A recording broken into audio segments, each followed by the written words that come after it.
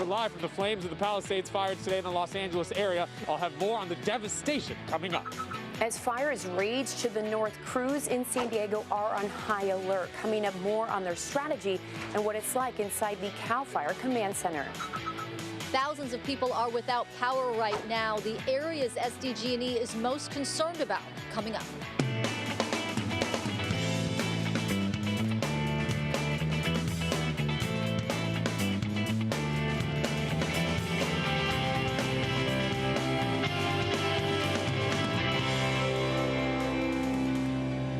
Right now, at least 3 major wildfires are burning out of control in Los Angeles, fueled by powerful Santa Ana winds. And there are fears in San Diego that we could see a similar fire here. Good afternoon, everybody. I'm Anna Laurel. I'm Carlo Cicchetto. Today we learned that the fire in LA's Eaton Canyon, that's the one above Altadena, that killed 5 people. And the Pacific Palisades fire is now the most destructive in LA city history, with an estimated 1,000 structures destroyed. It's now measured at nearly 16,000 acres, but it's still growing. CBS 8's Alex Cheney is in Pacific Palisades for us. Shannon Handy is with CAL FIRE to show us how our fire crews are getting ready. Kelly Hezedal has the latest from SDGE on power safety, and meteorologist Evan Noorani is tracking the winds on this weather impact alert day. We're going to start out in Los Angeles with Alex. Alex?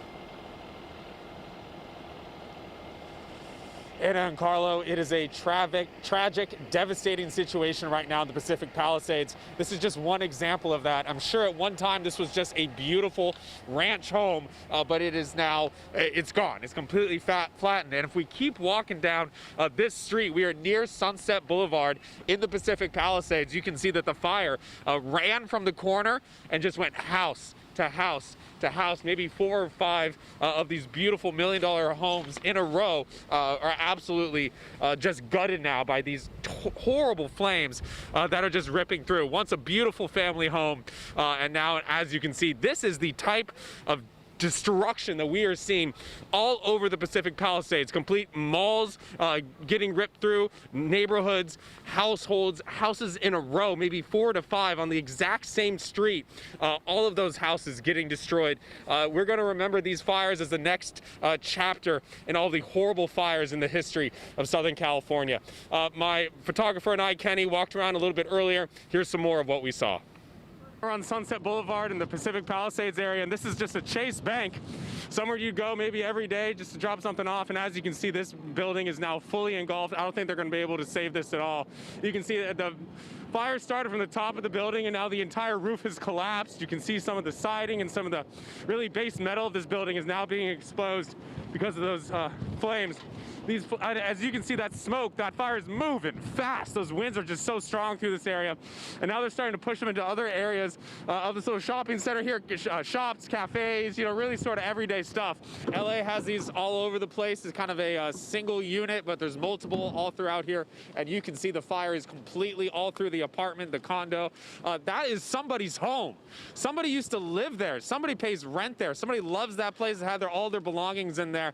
And as you can see, this building is getting absolutely completely ripped apart right now. There's lots of embers in the air, flames all the way from the street all the way up into the building, taking out the top floor, the bottom floors. This building is now a complete loss, and my heart goes out to whoever once called this beautiful place home. All right, back out here live. We've been watching this house come down for about the last hour or so. It's not just the houses, but it's the cars as well. You got a Range Rover here. You can't really see it, but the front is just completely burned out. There's a lot of chemicals. There's lots of different things within the homes. We've been hearing pops at times, and all those pops are different things exploding, releasing just different items that might be in the home, anywhere from shampoo to maybe items within the fridge, right? That's all in there for all those houses, and that is what is burning right now. The wind continues to whip. It continues to be very strong. Really, this fire started at the house on the corner, and then the wind continued to push this fire. Wind driven, it's going house to house like a domino effect, and it is just a terrible situation out here. This will be remembered as one of just the absolute worst fires in the history of Southern California. This will be remembered for a long time. I've been working in Southern California for a long time. I've never seen anything like this. This is just a terrible situation. My heart goes out to everyone affected by this. Alex, in those neighborhoods, all we've seen in your live shots are fire crews. Does it look like everyone took the message and got out? Everyone just evacuated and left their homes? It does seem like everyone got out. I think people really did a great job on heeding the warnings. We have seen a few people come by on bikes. We are, however, in an area where you do need to be, you either need to live here or you need to be some sort of emergency personnel or a member of the media to kind of get past those gates. So they're not really letting anybody back into this area right now. We got to see a few people on bikes over there, but yeah, it's pretty barren out here. Mostly just those fire crews and some members of the media. But I think people did a really great job on evacuating.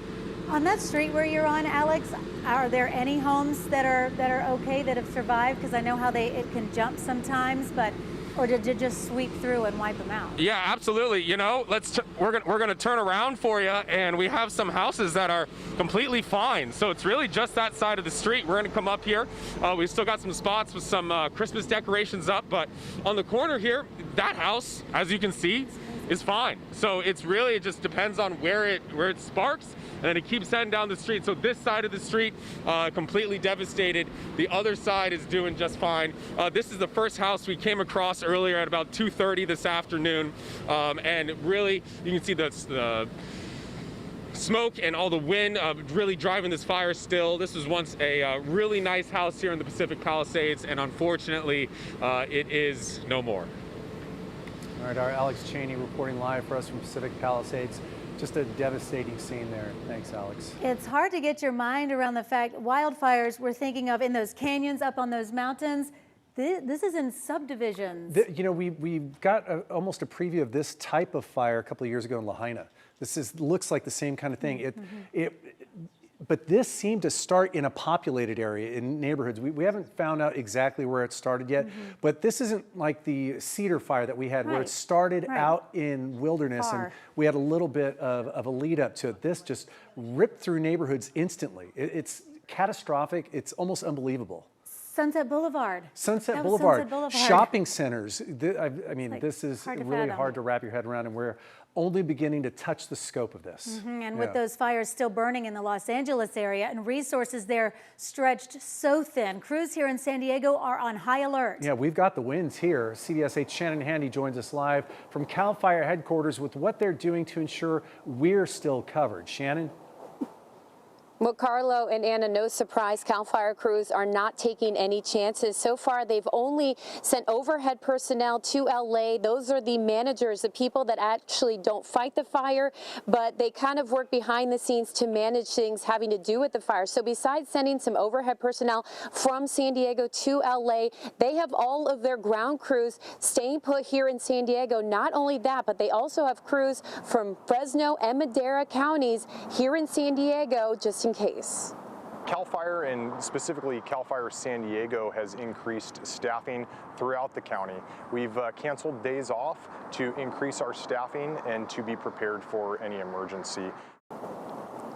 That was CAL FIRE Captain Robert Johnson. He says what we're seeing to the north of us is a prime example as to why they do not consider fire season a seasonal event. It's year-round. That's especially true now as Southern California hasn't seen any measurable rain in months. Captain Johnson says dry vegetation combined with low humidity and Santa Ana winds are a recipe for disaster, which is exactly what's happening in Los Angeles. That's why they've staffed up, so they have crews ready to go here as soon as possible. Also helping out are those who work behind the scenes inside the command center. They're using technology to monitor the weather, track fires, and deploy crews. Our mission is to keep fires less than 10 acres. So we want to get out there as soon as possible. So this actually helps with our response time. And coming up new for you at 5 o'clock, I'll show you more inside the command center, as well as how AI is assisting fire crews in helping fight and prevent wildfires. Carlo and Anna? Shannon, you did mention that CAL FIRE is keeping crews here except for some overhead personnel. Are there any other local firefighters who are helping out up in Los Angeles? Yeah, we did reach out to city crews. Keep in mind, again, CAL FIRE is different from, say, San Diego Fire. And we did learn that the Office of Emergency Services did actually send several local crews to the LA region. They sent a strike team, and that includes firefighters from Carlsbad, Coronado, San Diego, National City, Chula Vista, and Poway. So they are all there in LA helping. But I want to remind our viewers, I know it's scary when we have similar conditions and we're seeing what happens in LA. So when we are sending crews to places like that, keep in mind people here in San Diego, just like here at CAL FIRE or the city crews, they are still keeping themselves staffed enough in case something happens here, which hopefully it doesn't. And you've shown us out there where you are before, Shannon, that bank of monitors, all the cameras that are pointed out in our wilderness and rural areas. I know they are keeping an eye on things to make sure they see it as soon as something, if it were to happen. Thanks so much for showing that to us. And SDGE says the wildfire risk here is so high that they started to shut off power for thousands of people in San Diego County last night. CBS 8's Kelly Hezedal joins us live from SDGE with the very latest on this. Kelly? That's right, and we've been monitoring these shutoffs all day long. This morning, the number was around 7,000. Right now, it's nearly 9,000 customers without power. So let's go ahead and show you that outage map right now, if we could. All the red areas that you see, that is where power is currently shut off now. All of the orange spots, those are communities that are at risk of having their power shut off. Again, around 9,000 customers are without power, but the potential number of customers that could be affected is close to 60,000. Now, a meteorologist with SDGE talked to reporters yesterday and made it clear that the next week could be rough. Here's what he said about extreme fire days. It's the first extreme we've ever seen in January. And not only that, it's multiple extreme days back to back. So we're walking into a bit of an uncharted fire potential for us. And SDGE has opened community centers where people can go to charge their phones, get water. We have a list of some of the places up on your screen. We went to the one at the Descanso Library today. Not many people were there about midday, but it's certainly possible the numbers increased as the day went on. So back out here live, as for that outage map, it is updated regularly, and they actually have a thing on there where you type in your address and it'll tell you if you're at risk of having your power shut off. We have that have that link up on our website, cbs8.com. Click on the help button. Anna and Carlo. Okay, that link is helpful, Kelly. A lot of places dealing with these public safety power shutoffs are the same communities that just went through this last month. So do you have any idea when SDGE might turn the power back on? Yeah, and I do think that there's a little bit of frustration with that. I mean, SDGE will say that they will turn the power back on when it is safe to do so. But as I said, you know, we're talking about potential back-to-back extreme fire days. So it's going to depend if there's damage in any of these power lines. We're just going to have to wait and see. Last month, they got things turned back on pretty quickly. So hopefully that will be the case this month. But again, we're just going to have to wait and see, I guess. Yeah, we know it's not as simple as just flipping a switch either. It takes some time to get power fully restored. Kelly Hessedal reporting live for us. Thanks, Kelly. And some areas of San Diego's backcountry have seen very intense winds today. Meteorologist Evan Narani is in for Carlene today as the latest on the impacts from this dangerous weather here. Evan. Yeah, we're still watching for some pretty intense winds across our eastern valleys pushing into the mountains. Take a look at where those speeds are as we speak right now. They're a bit around, the single digits closer to the coast, in the teens closer to the inland valleys. And then as you get towards Sill Hill, Alpine, Campo, you've got 30+ mile per hour wind gusts coming through. So these are still pretty breezy offshore conditions. Critical fire danger for San Diego County continuing, despite the fact that we do not have the same fires popping up in our area as other parts of the state. LA is who we're speaking to specifically there. Looking at conditions as far as your temperatures go, Santa Ana winds tend to induce some warmer than normal temperatures, and that's what we have out there. Low 70s, even some mid 70s to work with. Clear skies as those Santa Anas push the clouds offshore. Take a look at where our peak wind gusts were earlier today. Rancho Heights, just up toward the Temecula area, Palomar Mountain region, coming in at 68 miles per hour. Pine Valley, 60 miles per hour. Cuyamaca, 59, and Alpine, 46. So the plus side here to the forecast is that we have essentially reached our peak, and we're expected to see, as you can see across Pine Valley, those wind speeds and wind gusts dying down over the next several hours. But the bad news here is that we are going to stay above criteria level. A red flag warning and high wind warning both stay in effect all the way through Friday. We'll have more details on what to expect coming up in just a bit, Carlo and Anna. But in the meantime, still very dangerous fire conditions across San Diego County, although we don't have those same fires that have popped up. All right, that is some good news. Evan Arani reporting for us. Thanks, Evan.